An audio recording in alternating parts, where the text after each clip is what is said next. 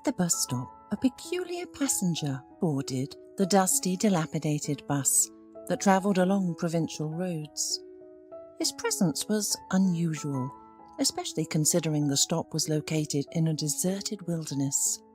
The surrounding villages were dying out, as the youth flocked to bigger cities for the opportunity to live more comfortably, while the elderly simply passed away due to old age.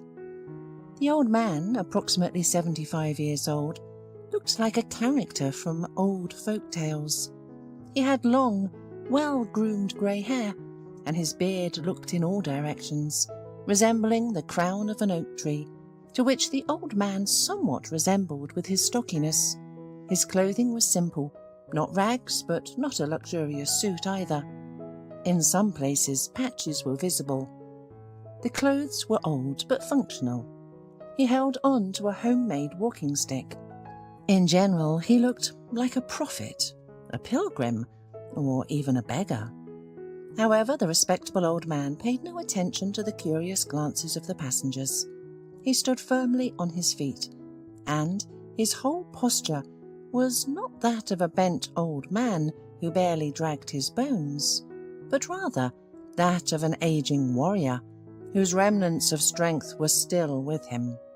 "Excuse me, how much further until the district city?"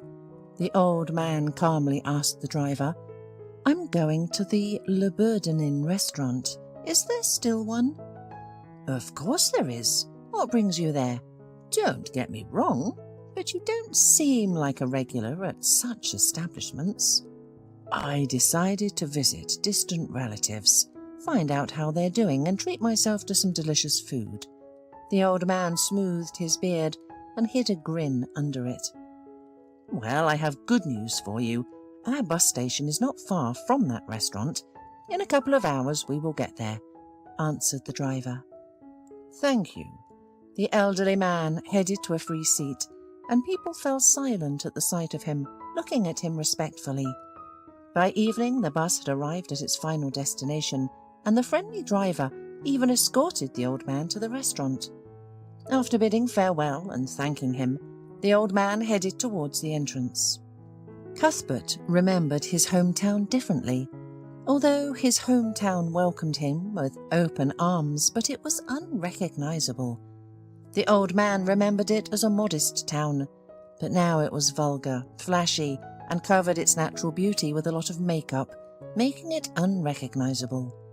He felt himself like a pilgrim who went to distant lands, taking a handful of his homelands in his soul, and after decades of wandering, he returned home. Neither he nor his home recognized each other. To be honest, nobody was waiting for the elderly man at the restaurant, but it didn't bother him. His journey led him to the right address, and that was important. The parking lot in front of the restaurant was filled with expensive cars, and the noise of the celebration could be heard through the open doors. It was clear that the wedding was in full swing. A well-groomed staff member stood at the entrance. The young man was polished and shaved to add shine to the already rich event. The elderly man approached him and asked, "Hello, could you tell me where the bride and groom are?" The staff member frowned, annoyed by silly requests from drunken guests or original jokers all evening. He doubted that someone unfamiliar would come to the wedding, so he waved his hands towards the banquet hall. "They're all in there.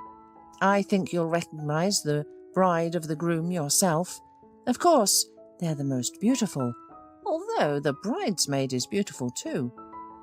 The elderly man didn't listen to his speculation more and headed towards the banquet hall. The bride and groom were seated at the head of the table. The young woman was dressed in a splendid wedding dress. The groom looked cheerful. He was dressed in a classic suit, which he wore with a feigned lightness. He felt the desire to control all the festivities, instead of indulging in the general merriment. He was good-looking, so no one could be surprised by the choice of the bride. Cuthbert headed to the newlyweds, but nobody paid him any attention. Everyone was dancing, singing, and having fun. Toasts were being made for the health and happiness of the newlyweds, and for many children to come. The old man approached the young couple unnoticed and greeted them. Cheers to the newlyweds. The bride greeted him with a joyful smile. Closer, it was obvious that she was already quite tired from her main day in her life, and the groom was just annoyed. They would have gladly gone to their place by now, but tradition is tradition. "Hello, what brings you to us?" the bride asked politely. "Guess, beauty. Or let's ask the groom, he's the head of the family. Fate brought me from afar, and that's why I predict the fate of others. What are they afraid to know?" "You're Matthew, aren't you?" the old man asked. The groom tensed up and asked demandingly, "Who are you?" "Does it matter who this poor old man is? What matters is who is still alive. I came here by destiny. I see a young man whose conscience is bothering him. Poor guy, but it's not your bride." At that moment the bride shuddered, tears glistening in the corners of her eyes. Matthew paid no attention to her and stared at the old man. He was furious. If gaze could kill, the old man would have turned to ash a long time ago. The unexpected guest's words were like a match, and accumulated exhaustion and irritation found an outlet. The groom angrily threw a question at the old man. "Why the hell did you come to my wedding and decide to ruin everyone's mood? Shall I throw you out, or will you go in a known direction yourself?"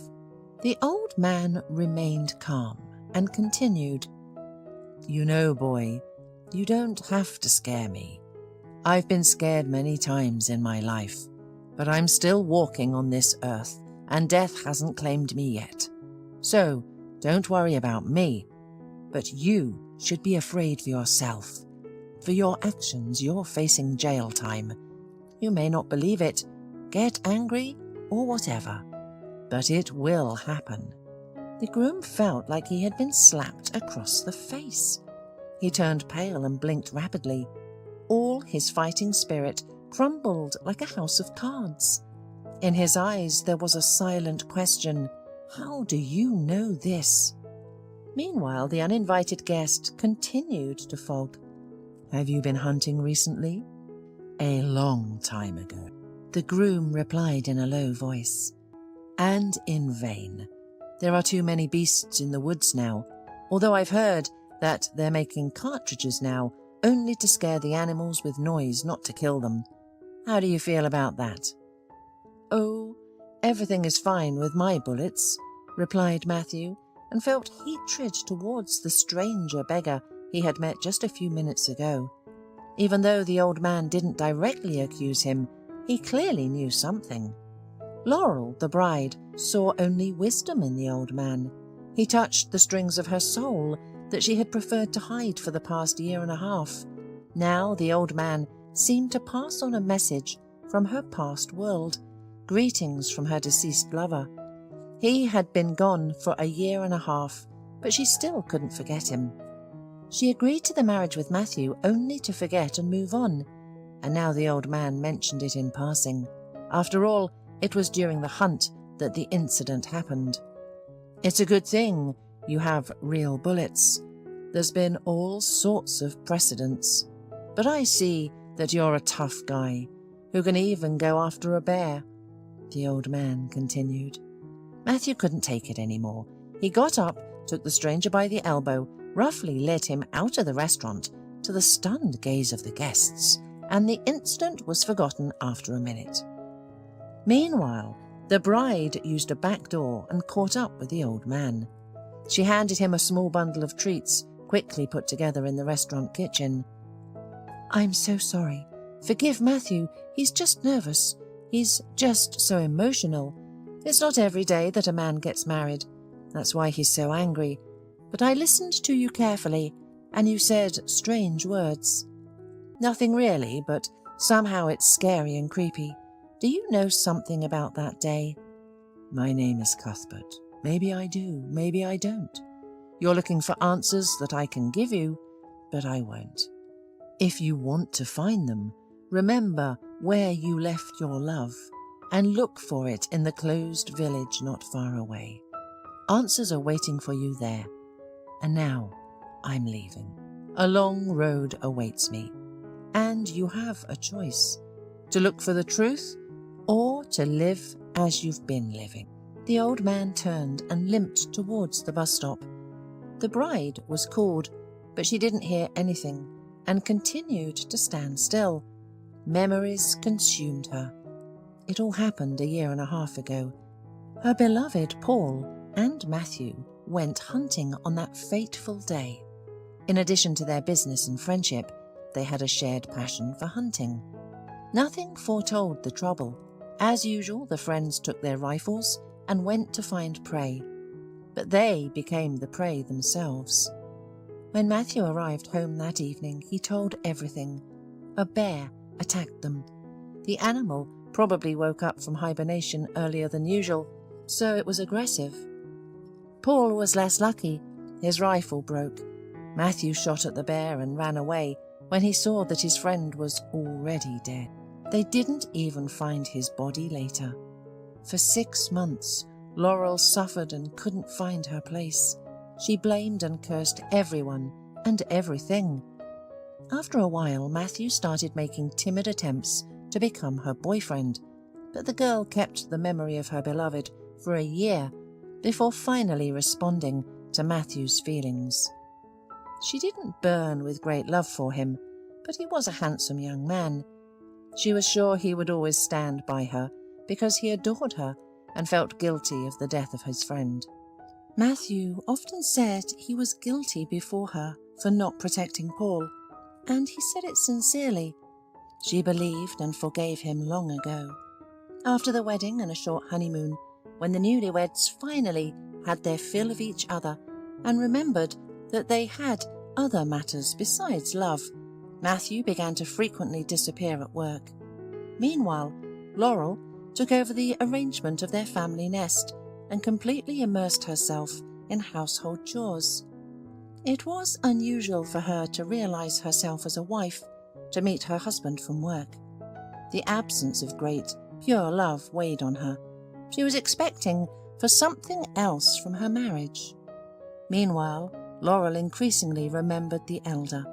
He even appeared in her dreams and stared at her with reproach and silence.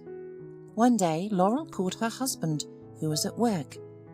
"Yes, Laurel," came the slightly irritated voice from the other end of the phone.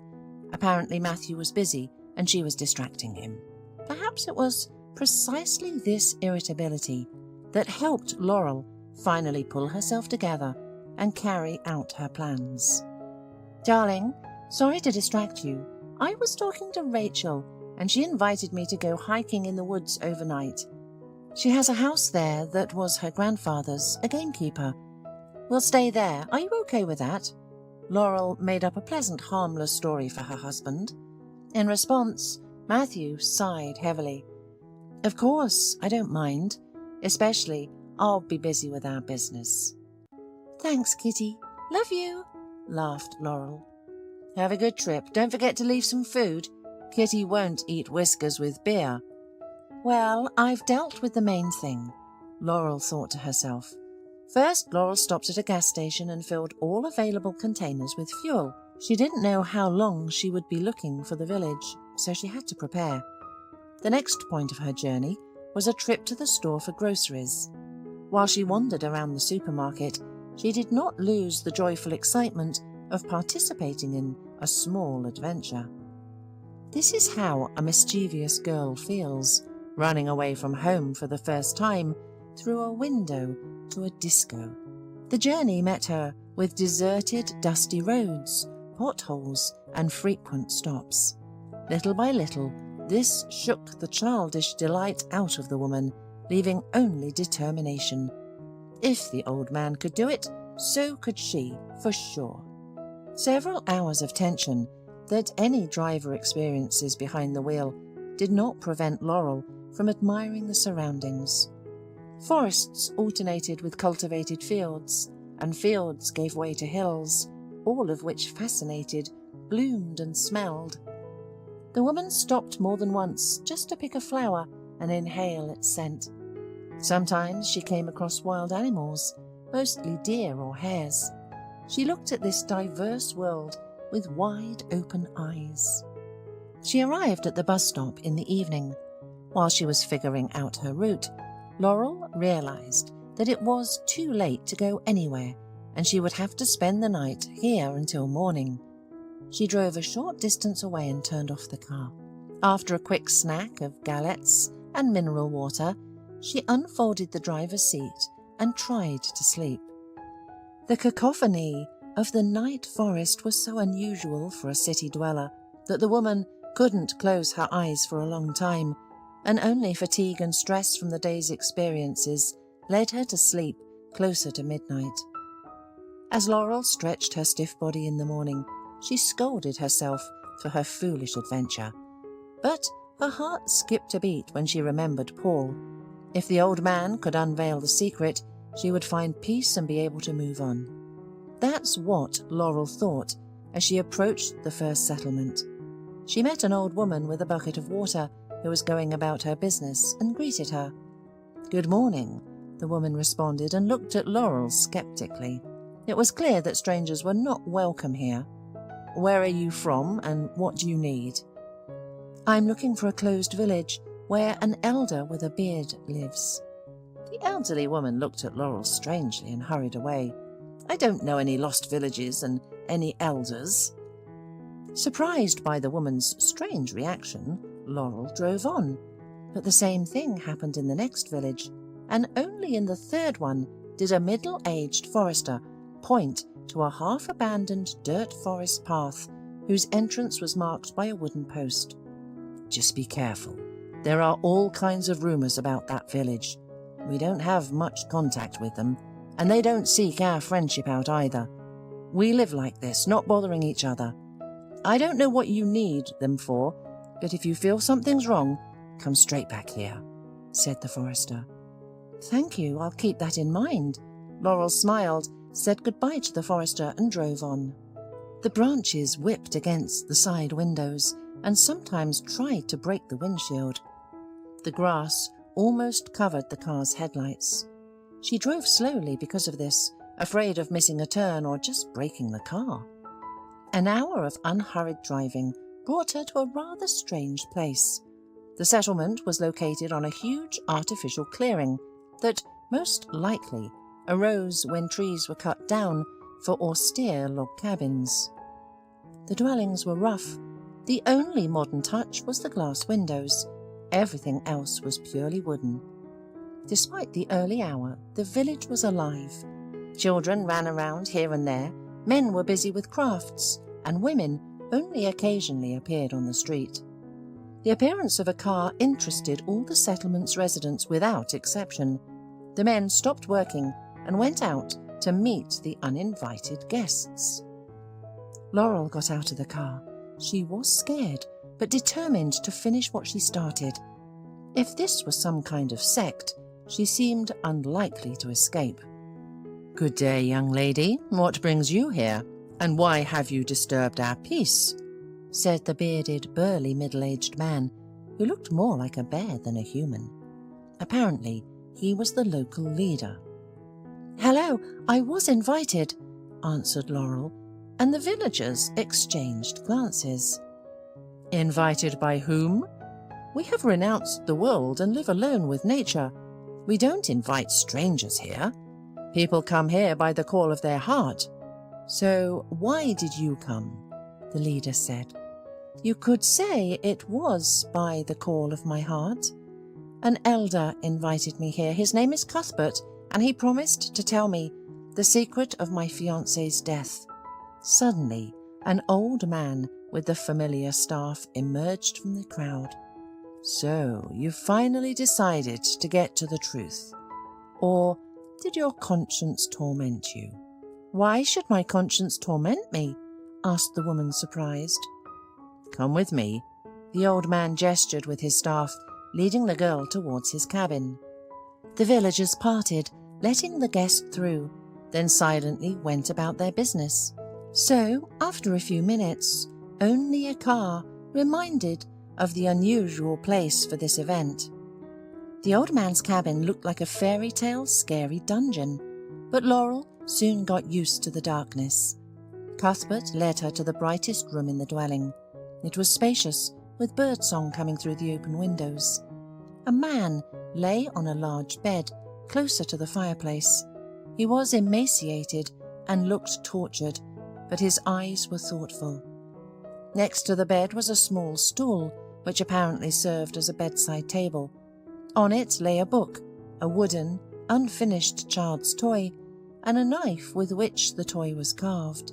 "Well, have you recognized him?" asked Cuthbert. "No. Who is he?"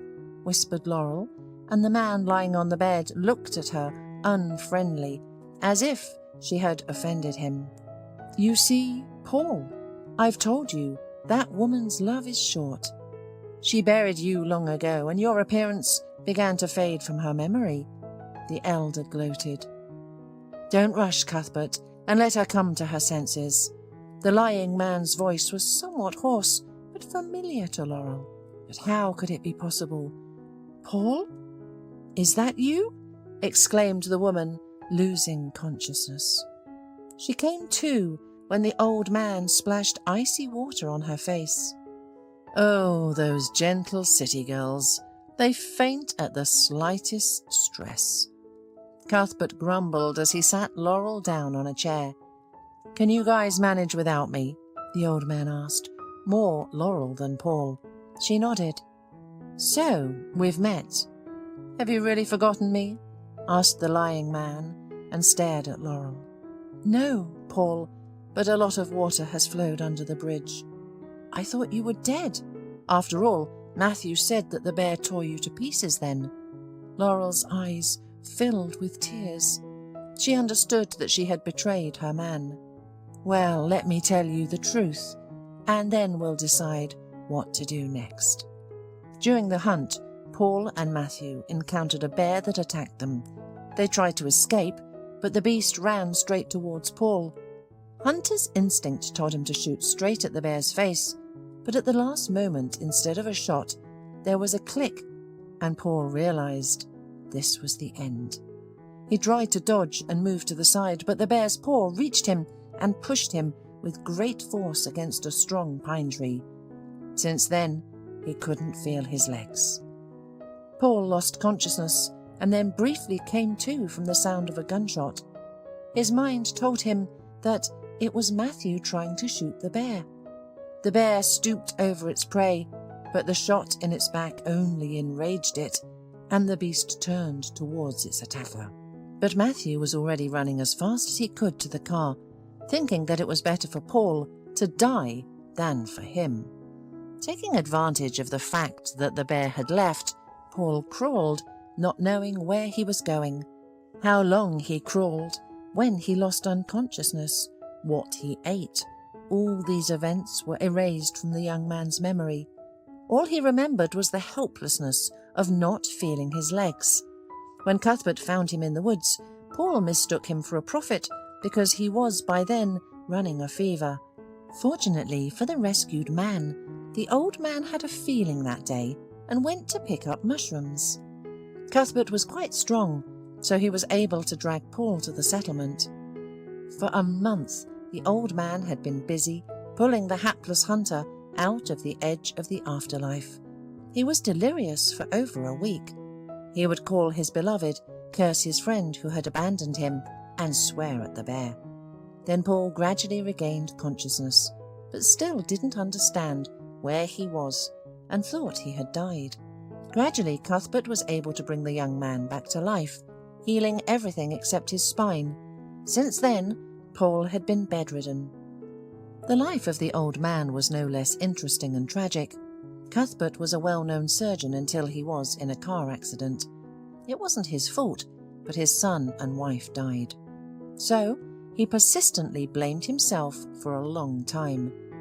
Work would have helped him forget, but his vision began to deteriorate, and a constant tremor permanently closed off his professional activity. Seeing no way out for himself, the strong-willed doctor did not drink or end his life. Instead, he decided to become a hermit. He decided for himself that he had helped people enough, and that the familiar places only brought back painful memories of his dead wife and son. He got on the first bus that came along, then he just walked where the eyes can see, and then bumped into the closed road. It can be safely said that fate itself brought him there. He liked their ideas, and one day he felt that the vague, unpolished, but still a gift that manifested itself in random visions. And it was in this place, alone with himself and nature, that he found peace, releasing his deceased wife and son into a world where they were better off. Once, Cuthbert had a vision in the middle of the night about Paul. The old man woke him up and said, "Listen carefully. I'll tell you once and forget about it tomorrow.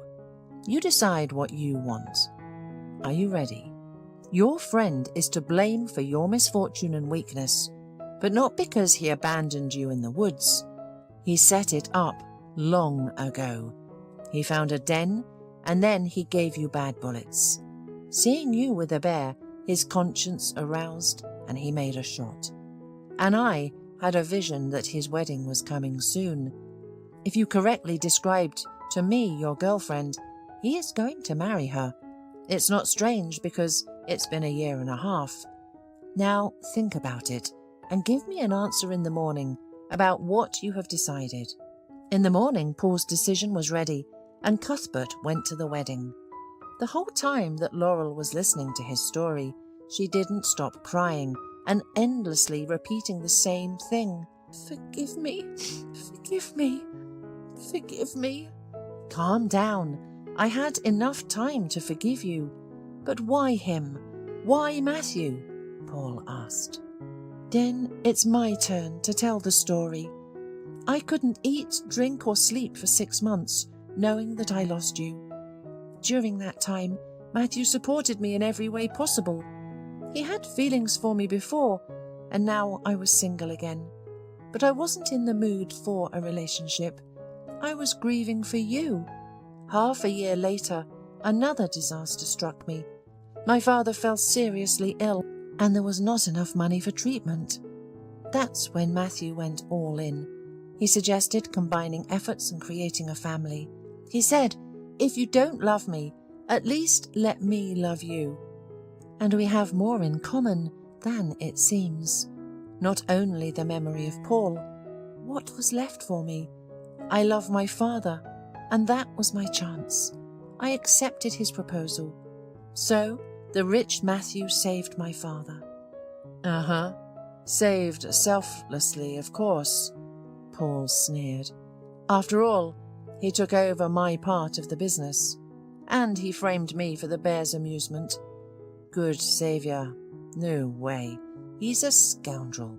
The girl started apologizing again for everything and cried. The flow of lamentation was interrupted by Cuthbert. "You know, I've seen a lot in my life. Breakups, betrayals, and deaths on the operating table. I often argued with death, playing fool with her and ruining her bloody harvest, pulling patients out of clinical death. But now I've done everything I can for you. Thank you. I don't know how to thank you. You gave me a second life. You gave me my beloved back," said Laurel. "But what now? Should I run to the police and file a complaint against Matthew? And what will I say there?" "You're thinking straight. Nobody will believe you. They'll laugh at you even more." Paul expressed his opinion and then added, "Do you want to be with me? A bedridden invalid? What difference does it make to me whether you're a bedridden or not? You're alive and I love you. That's what matters." "I've been thinking a little." The old man began speaking in riddles. "I said that I did everything I could for both of you, and that's really true, but for you, Paul, I can do something else. They say that a debt is beautiful when it's paid. I have one acquaintance who owes me. He is a neurosurgeon. I think if you send him a message from me, he'll put you back on your feet. He's a knowledgeable specialist, better than the ones I knew. You see how it all works out perfectly. I must go into town to arrange everything. began to hurry the woman. "Wait, let me admire you a little," asked Paul, and Laurel moved closer to him, and they kissed. "Laurel, let's keep the fact that I'm alive a secret for now. Let's not give Matthew a chance to harm us. You go to the city and find out about a doctor. I'll wait for you here." "Okay, my love. It will be difficult to get out unnoticed again, but I'll manage." They said their goodbyes and the girl left the village. She drove home feeling inspired, but all the way home she felt nauseous. Laurel attributed it to motion sickness from the long car ride, but when she got home, the nausea didn't go away. Remembering that this malaise had been haunting her for weeks, Laurel suddenly felt a chill on her back. She went to the bathroom, took a test, and saw 2 stripes. It was a sudden blow to her love for Paul. The girl was distraught. On one hand, there was her beloved Paul, a disabled man who had lost everything and might not be able to return to the city. On the other hand, there was Matthew, who adored, cherished, and provided for her. And she was expecting his baby. Her rational mind was leaning towards staying with Matthew. Love doesn't feed a baby, and happiness is a fickle thing. Nevertheless, now Laurel had lost her restful sleep. A week later, one warm evening, Matthew stopped at the store to buy something delicious for dinner. He remembered that his wife liked eclairs and decided to make her a little surprise, as she hadn't been herself lately. In line, he ran into Rachel, Laurel's friend. "Oh, hi, Rachel. So how was the trip? Did you like it?" "Hi.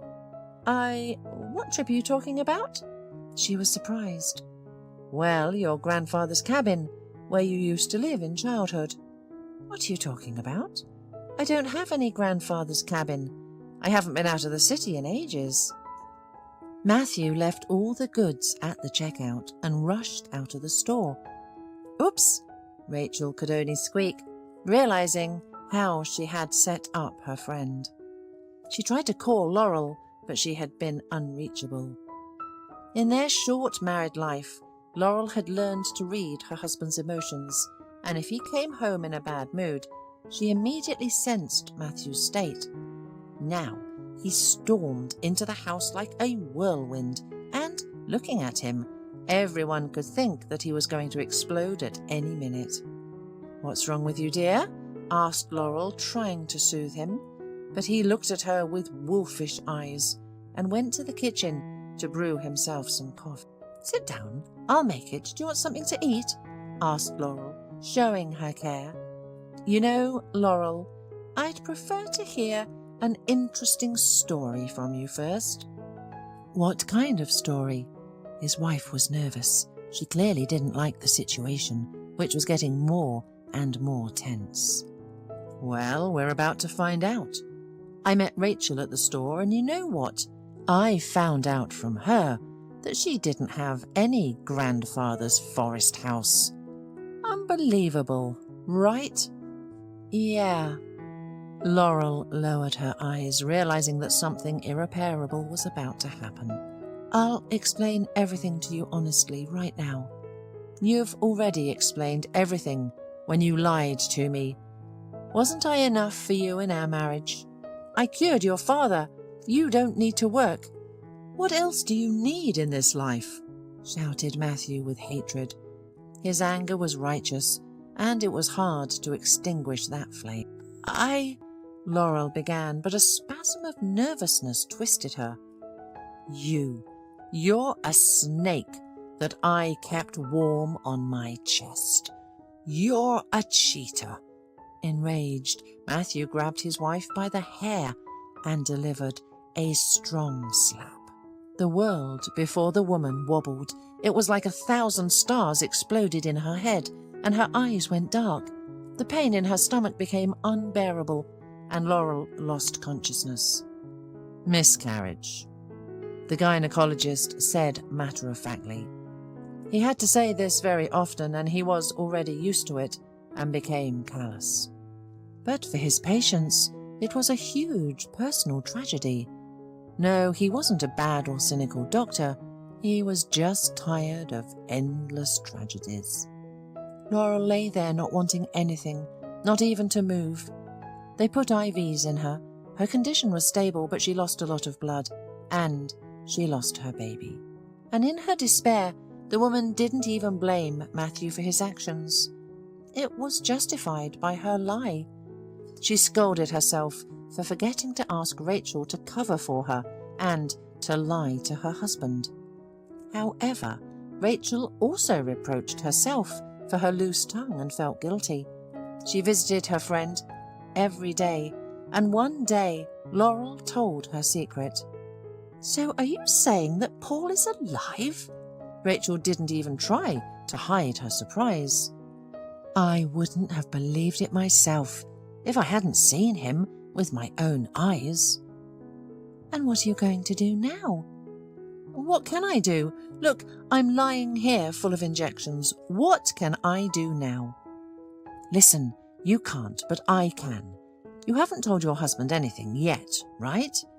"No, but you don't know where to drive, do you?" "Laurel, I want to fix my mistake. Take your time and tell me in detail. I'll talk to Paul and we'll figure out what to do. Besides, I always liked Paul more than Matthew. By the way, is your husband repentant, or are you getting a divorce and going back to your maiden name?" Laurel smiled sadly. "I don't know what's on his mind. He's sending me repentance SMS messages and paying for treatment, but I'm not ready to see him in person yet. I don't know if I even want to see him. I love Paul, and I was going to stay with Matthew because of the child, but now there is no child." Saying this, Laurel turned to the window and cried. Rachel understood that it was best to leave her friend alone now, and she quietly left. Cuthbert was particularly tired today. Berry and mushroom picking had started to take more energy than before.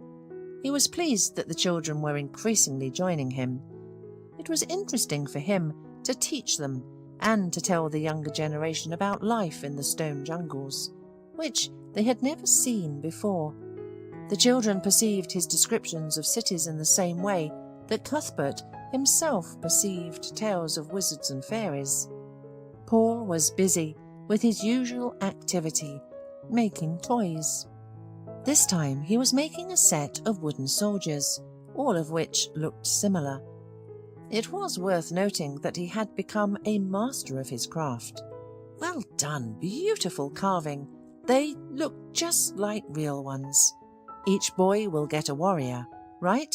Cuthbert praised Paul. "Yes, 7 are ready, 2 more to go. Then I'll ask Brady for more blanks. You know, I'm inspired to be useful. I'm carving trinkets, keeping busy, and sometimes I forget that my legs don't work. I like seeing the children's eyes when they receive gifts. I wonder if I'll ever have my own child, a son or a daughter. Oh, dreams." "Cheer up, Paul. Now it's up to Laurel. By the way, I haven't heard from her in a long time, and I have a bad feeling about something," said the old man. He was silent for a minute, thinking about something, and then finally made his decision. "I'll go to the city again." "For me?" asked stunned Paul. "For you, for Laurel, and for myself. I haven't been feeling very well lately. Maybe there won't be any more opportunities to see my hometown." The old man replied and began to gather his things. 20 minutes later, he was walking along the forest path.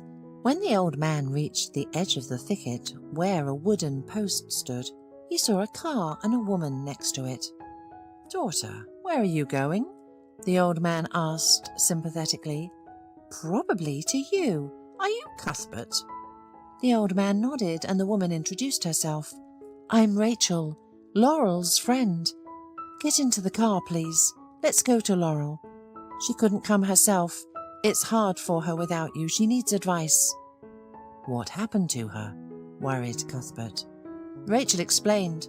"She was pregnant. Her husband became very jealous when he found out about her trip here and hit her. She lost the baby, and she's in the ICU now. Her condition is stable but serious." "Ooh, she really got into trouble," said the old man, and thoughtfully stroked his beard. They arrived at the hospital closer to the evening. Rachel saw Matthew's car parked near the entrance and warned the old man about that. "Don't worry, we'll take the risk," said the old man, calmly placing his hand on Rachel's. "Well, if we're taking the risk, hold this. Can you use it?" The woman handed him a dictaphone. "I'm not that ancient, dear. It's even offensive. Of course I know how to use it." Cuthbert pretended to be offended. "Don't be offended. It's all because of your beard." Rachel smiled. "Well, let's go." The old man smiled in response and got out of the car. Matthew was not in the hall. The old man headed for the department, but someone called out to him. "Stop! No visitors allowed. I'll call security right now." "Are you talking to me, dear? I've been working in this hospital for 20 years. Then take this." The former surgeon handed the woman his passport and asked to call the head of the department. 15 minutes later, Cuthbert entered the ward. Laurel wasn't sleeping. He looked at the pale, emaciated woman and said hello. "Oh, Cuthbert, how did you get here? Did Rachel reach you?" The surprised patient bombarded the old man with questions. "Yes, everything's fine. Now listen to me. Here's a dictaphone. I'll put it in your hand and you turn it on when your husband comes in and pretend to be sleeping. I asked my ex-colleagues to delay him for a couple of minutes, and they're running out now. Don't show any signs that you're conscious so that nothing happens. Do you understand?" Laurel nodded in agreement, and the old man handed her the recorder. When hurried steps were heard in the hallway, she pressed the button and tried to breathe as evenly as possible. Matthew rushed into the ward. He had been tormented by guilt since he hit his wife. He wanted to explain himself, beg for forgiveness, even kneel at any cost to fix what he had done. He sincerely loved her and was afraid of losing her, and now wanted to find peace through forgiveness. But seeing Cuthbert, Matthew got furious right away. Everything started with that damn old man. "What the hell are you doing here?" The man started to shout, but Cuthbert put a finger to his lips and gestured towards the sleeping woman. That was enough to calm down Matthew's spreading rage. "She's my wife. Who let you in? Get out of here," hissed Matthew. "If she's your wife, does that mean you have the right to beat her? You're walking on thin ice." "I feel bad, even without you moralizing. Are you her relative? If not, leave us alone, and we'll figure it out on our own." "Well, how did you think this would end? You can't build happiness on someone else's misery. Have you heard that before?" "I don't live on someone else's misery." "Oh, really? And what about the unfortunate Hunt?" "What do you want?" tiredly asked Matthew. "The truth, from beginning to end. Notice, I'm not asking you to confess. Just tell me how you killed Paul." "I didn't kill him. It was the bear," protested Matthew. "I asked for the truth." "The bear doesn't attack humans at this time. It sleeps soundly if not disturbed," the old man reasonably noted. "Old man, why do you want to know all this if you already know everything?" "I offered you my conditions. Tell me the truth and I'll leave you alone. Is that a deal?" "Fine, Grandpa. You've got it.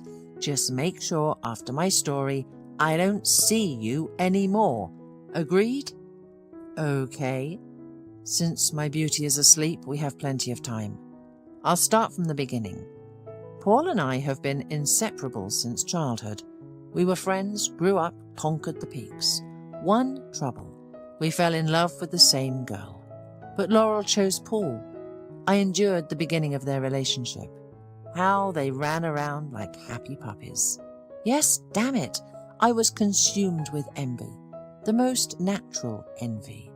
It tormented me then as much as my conscience does now. But I would do it again if I had the choice, because I love her. And how did you come up with the plan with the bear? Cuthbert asked a leading question. Well, Paul and I had a shared hobby and a shared business.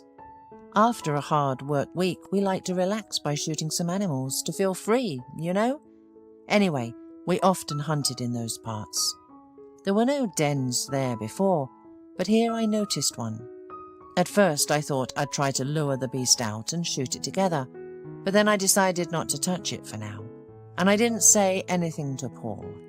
So, you were waiting for the right moment? No, I just wasn't ready then, but I made up my mind when Laurel and Paul announced their upcoming wedding. A switch flipped in my head. I thought everything can be arranged as an accident, which worked out perfectly, as you know. I even got a batch of 40 cartridges from the double-barreled shotgun, which I handed to my friend. Not that I thought Paul had a chance against the bear, but business teaches us to be cautious.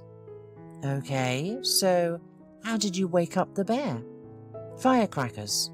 Just a simple firecracker that woke up the bear from his sleep. It was very offended and started looking for someone to punish for the offence. I went in the opposite direction as a precaution, but Paul went straight to his death. It's a pity for the bear. He probably died too. Why did you shoot the bear? What was the point if everything was planned out nicely? Oh, you know about that too. You really do have a gift, apparently. Yes, I understood that you look at me and think I am a real scumbag, that I set up my friend, killed him and took his fiancée for myself. But I am also human. Honestly, in the last moment, when the beast threw Paul against the tree with its paw, all the years of our friendship flashed before my eyes. All the fights we had when we were fighting against a whole horde together. Our first hesitant dates and the heartbreak we went through. In short, it was a surge of emotion to save him, but I couldn't. The bear quickly chased after me, but I managed to get to the car and drive away. I got drunk that day. I thought I'd blow my brains out. It would be fair to Paul, but I held back.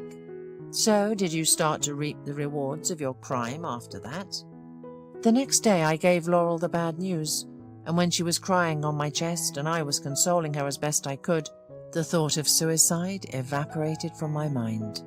I believed that a new life had come for me, with a clean sheet. When I started dating this wonderful woman, I was over the moon, and only your appearance put a stop to my happiness. So, I am overjoyed that we're saying goodbye now, as we agreed. Now, leave me alone with my girl. Okay, the old man said, extending his hand for a handshake. Meanwhile, his free hand took the dictaphone from Laurel so Matthew wouldn't notice the change. That same evening, Matthew was arrested on suspicion of murder. During the interrogation, Paul, in a wheelchair, drove into the room and looked piercingly at his failed murderer. Matthew burst into tears. Paul took over the business, much to the surprise of his employees. Matthew handed his share to him. Cuthbert initially wanted to leave and live in solitude, but the young couple owed him everything and asked him to stay and live with them. Though it was too late for him to return to his profession as a surgeon, he found a new hobby that he enjoyed. He began studying psychology, at first for himself and then to help others. He determined what a person needed and provided it. Those who truly needed a prediction received it, while those who simply sought advice from a wise man received it from Cuthbert too. Others just needed someone to talk to, and the old man listened carefully without rushing. His life had taken on a new meaning, as he gave people the will to live and fight. Occasionally, the family would visit a secluded village. For city dwellers, it was a unique place for the soul. They helped by bringing medicines that the settlers themselves could not obtain. One morning, Laurel didn't feel well. It's been like that when I was pregnant for the first time. I have to get a test right away.